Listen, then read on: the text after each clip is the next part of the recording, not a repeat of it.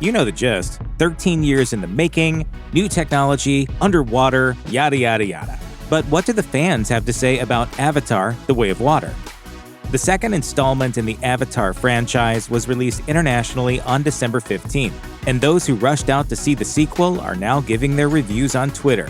James Cameron had a lot on his plate with the movie, but the director certainly isn't afraid of a challenge. There is at least one more sequel on the way after The Way of Water, and possibly additional Avatar flicks if everyone is happy with number 2.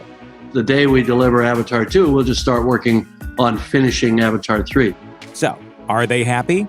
Well, those lucky enough to have seen the film already certainly are. So there is a lot to look forward to from Cameron in the decade ahead. Let's get straight to it. Finding a negative reaction to Avatar: The Way of Water is no easy feat.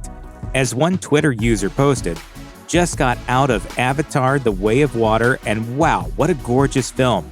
Didn't feel like 3 hours to me, and I could honestly spend more time with this family and characters."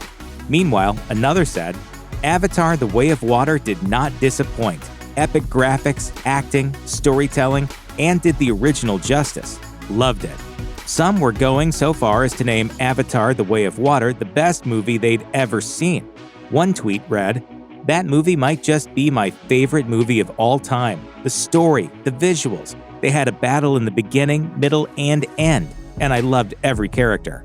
Another moviegoer compared the Avatar sequel to other recent underwater flicks, and it's clear one reigns supreme. They said, "After Avatar: The Way of Water, I will never ever watch the first Aquaman again. Aquaman and The Way of Water aren't even in the same ballpark. So watching the former again is going to come off as a major bummer."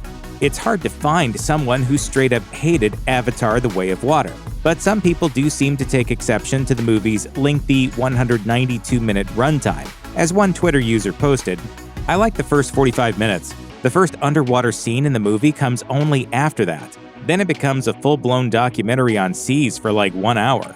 Many Twitter users mentioned that the film was a little too long in their posts, but they often followed up with a compliment. One user said, "Avatar: The Way of Water was incredibly beautiful. A long ride, but so worth it." Another wrote, "Definitely a Disney family story and slightly long, but overall a fun in-theater experience."